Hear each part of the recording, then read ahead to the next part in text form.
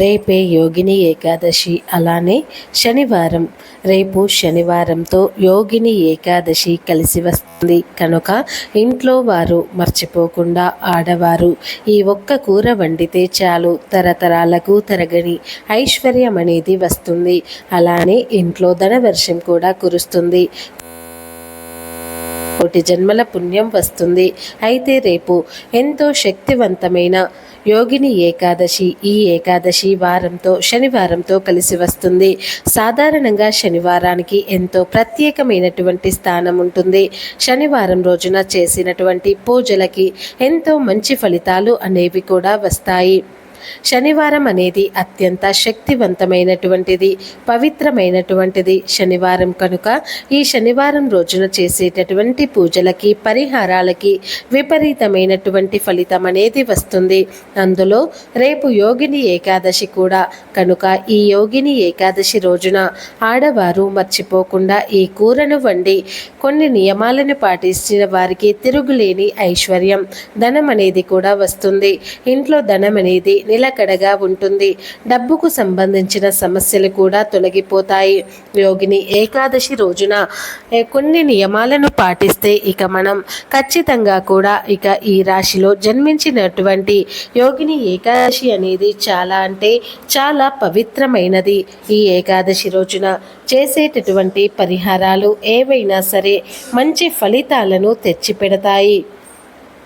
యోగిని ఏకాదశి రోజున ఆడవారు ఇంట్లో ఏ కూర వండాలి, ఏ కూర వండకూడదు, ఏది తినాలి, ఏది తినకూడదు, యోగిని ఏకాదశి రోజున పాటించవలసిన నియమాలు ఏమిటి, అసలు ఈ యోగిని ఏకాదశి రోజున మనం ఎలాంటి పరిహారాలు చేస్తే లక్ష్మీదేవి వస్తుంది, అమ్మవారు స్థిరంగా ఉంటారు అనే అంశాలన్నీ కూడా ఇప్పుడు తెలుసుకుందాం. ఇక వీడియోలోకి వెళ్తే యోగిని ఏకాదశి శనివారంతో కలిసి వస్తుంది. ఈ ఏకాదశి ప్రత్యేకంగా విష్ణుమూర్తి, లక్ష్మీదేవిలకు అంకితం చేయబడిన రోజు. యోగిని ఏకాదశి రోజున పూజించే పూజలకి ఫలితం ఉంటుంది. యోగిని ఏకాదశి అత్యంత శక్తివంతమైనది. ఏకాదశి రోజున విష్ణుమూర్తిని, ధనలక్ష్మీదేవిని అత్యంత భక్తి శ్రద్ధలతో పూజిస్తే ఇంట్లో కనక వర్షం కురుస్తుంది. యోగిని ఏకాదశి రోజున తమలపాకును తీసుకుని ఇంట్లో పసుపు గణపతిని పెట్టి అక్షింతలు, పసుపు, కుంకుమ, పచ్చకర్పూరం, పెద్దటి పుష్పాలు, ఎర్రటి పుష్పాలు ఉంటే గరిక వీటిని పసుపు గణపతికి సమర్పించి పూజ చేస్తే కోరిన కోరికలు నెరవేరుతాయి. గణపతికి ఎందుకు పూజ చేయాలి అంటే ఏ శుభకార్యమైనా, ఏ పూజ అయినా ముందుగా గణపతిని పూజిస్తాము. గణపతిని పూజించిన తర్వాతే సర్వ విఘ్నాలను తొలగించే గణపతి యొక్క అనుగ్రహం ఉంటే సమస్యలన్నీ పోతాయి. గణపతి యొక్క అనుగ్రహంతో కష్టాలు, సమస్యలు కూడా తొలగిపోతాయి. ఇలాంటి కోరికలైనా నెరవేరుతాయి. కనుక గణపతి యొక్క అనుగ్రహం కోసం మనం ఎప్పుడైనా సరే ఏ పూజ చిన్నదైనా పెద్దదైనా ఖచ్చితంగా ముందుగా గణపతిని పూజించి తీరుతాము. అయితే మరి గణపతి యొక్క అనుగ్రహంతో సమస్యలు తొలగిపోయి అదృష్టం రావాలి అంటే తప్పకుండా ఈ పరిహారం చేయాలి. అది ఏమిటి అంటే కనుక యోగిని ఏకాదశి రోజున మనము గుమ్మం పైన కొన్ని పాలను చల్లాలి. సంధ్యా సమయంలో గుమ్మం పైన పాలను చల్లితే పాలు సాక్షాత్తు లక్ష్మీదేవి స్వరూపం, కష్టాలు పోగొడతాయి. అలానే ఏకాదశి రోజున తప్పకుండా ఉపవాసం పాటించాలి. ఇంట్లో మాంసాహారం వండకూడదు. అలానే చాలామంది నిన్నటిది ఉంది అని కూడా తింటారు. అసలు అలా కూడా తినకూడదు. యోగిని ఏకాదశి రోజున మాంసాహారం ముట్టకూడదు. ముఖ్యంగా విష్ణుమూర్తిని పూజించాలి. విష్ణుమూర్తికి పసుపు రంగు పూలు అంటే ఇష్టం, లక్ష్మీదేవికి ఎర్రని పుష్పాలు అంటే ఇష్టం. కాబట్టి విష్ణుమూర్తికి పసుపు రంగు పుష్పాలను, లక్ష్మీదేవికి ఎర్రని పుష్పాలను సమర్పించాలి. అలా వాటిని సమర్పించిన తర్వాత మన మనసులో ఏదైతే కోరిక ఉందో దానిని కోరుకోవాలి. అలానే తప్పకుండా పాలతో అభిషేకం చేయాలి. విష్ణుమూర్తికి పాలతో అభిషేకం చేయటం వలన తప్పకుండా మంచి ఫలితం ఉంటుంది. పాలు ఎంతో పవిత్రం. పాలతో అభిషేకం చేస్తే కష్టాలు తీరిపోతాయి. మనకు ఆర్థికంగా ఉండే సమస్యలు తొలగిపోతాయి. పాలు అత్యంత పవిత్రమైనటువంటిది. అత్యంత శక్తివంతమైనటువంటివి కనుక తప్పకుండా పాలతో విష్ణుమూర్తికి అభిషేకం చేయాలి. ఇక పాలతో అభిషేకం చేసి మనం లక్ష్మీదేవికి ఇష్టమైనటువంటి కనకాధార స్తోత్రాన్ని పఠించాలి, అంటే చదువుకోవాలి. అలా చదవటం వలన సమస్యలు తొలగిపోతాయి, సంపద నిలకడగా ఉంటుంది. ఇంట్లో డబ్బుకి సంబంధించిన కష్టాలు, ఆర్థికంగా ఎదుర్కొంటున్న కష్టాలు అన్నీ కూడా తొలగిపోతాయి. అలానే మన చుట్టూ ఉండేటటువంటి దరిద్రాలు కానీ, నెగిటివ్ ఎనర్జీ కానీ కావచ్చు, దిష్టి దోషాలు కావచ్చు, అవన్నీ కూడా తొలగిపోతాయి. ఈ ఏకాదశి రోజున సాయంత్రం సమయంలో ఎవరికి కూడా పాలు కానీ, పెరుగు కానీ అసలు ఇవ్వకూడదు. ఈ ఏకాదశి అనేది చాలా పవిత్రమైనటువంటిది కనుక ఈ ఏకాదశి రోజున చేసేటటువంటి పూజలు ఏవైనా సరే తప్పకుండా ఫలిస్తాయి.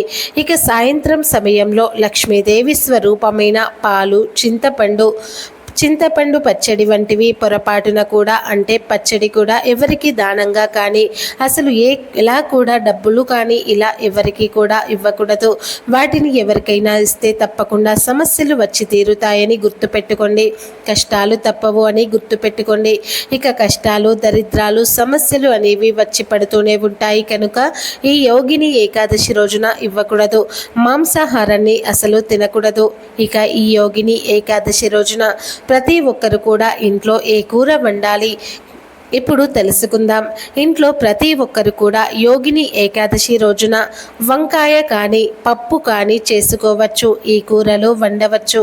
అలానే మనలో చాలామంది అనుకుంటూ ఉంటారు, కూరలకు ఏంటి దోషాలు అనే చింత ఉంటాయి. కొన్ని నియమాలు అనేవి తప్పకుండా ఉంటాయి, శాస్త్రపరంగా ఉంటాయి. వాటిని మనము పాటించవలసి ఉంటుంది. కొన్ని ప్రత్యేకమైనటువంటి రోజులలో కొన్ని ప్రత్యేకమైనటువంటి పనులు చేయకూడదు. అందులో గోర్లు కట్ చేసుకోవటం, జుట్టు కట్ చేసుకోవటం వంటివి అసలు చేయకూడదు. అలానే కొన్ని ప్రత్యేకమైనటువంటి రోజులలో కొన్ని ప్రత్యేకమైనటువంటివి అసలు చేయకూడదు, చేయాలి అనే ఉంటుంది. అంటే ఏకాదశి రోజున మాంసాహారం వండకూడదు. అలానే ఏకాదశి రోజున ఆడవారు చేతులకు గాజులు వేసుకొని పసుపు రంగు లేదా ఆకుపచ్చ రంగు చీర కట్టుకోవాలి. ఇలా మనము కట్టుకొని లక్ష్మీదేవిని అలానే విష్ణుమూర్తిని పూజిస్తే తప్పకుండా సంపద అనేది రెట్టింపు అవుతుంది. కాబట్టి యోగిని ఏకాదశి రోజున ఆడవారు ఈ రంగులో ఉండే చీరను కట్టుకోవాలి. అలానే పొరపాటున కూడా మనము చెప్పుకున్నట్లుగా ఉప్పును కానీ, మిగతా కొన్ని వస్తువులను కానీ ఎవరికి దానంగా ఇవ్వకూడదు. దానంగానే కాదు, డబ్బులకి కూడా అసలు ఇవ్వకూడదు. ఇక యోగిని ఏకాదశి రోజున ఈ నియమాలు తప్పకుండా పాటించాలి. రావి చెట్టుకు కొన్ని నీటిని పోసి రావి చెట్టు దగ్గర 12 వత్తులు విడివిడిగా ఒక పెద్ద మట్టి ప్రమిదలో వేసి అందులో విప్ప నూనె కానీ లేదా ఆవు నెయ్యిని కానీ వేసి దీపం వెలిగిస్తే కష్టాలు, అప్పుల సమస్యలు, ఆర్థిక సమస్యలు అన్నీ కూడా తొలగిపోతాయి. ఇక ఈ యోగిని ఏకాదశి రోజున ఏమి చెయ్యాలో తెలుసుకున్నారు కదా. మా వీడియో కనుక మీకు నచ్చినట్లయితే లైక్ చేయండి, షేర్ చేయండి. అలాగే మా ఛానల్ని తప్పకుండా సబ్స్క్రైబ్ చేసుకుని మాకు సపోర్ట్ చేయండి. అలాగే మా వీడియో కనుక మీకు నచ్చినట్లయితే కామెంట్ బాక్స్లో జై శ్రీరామ్ అని తప్పకుండా కామెంట్ అయితే చేయండి. ఈ వీడియోని పూర్తిగా చూసినందుకు మీకు ధన్యవాదాలు. అలాగే కామెంట్ చేయడం అస్సలు మర్చిపోవద్దు.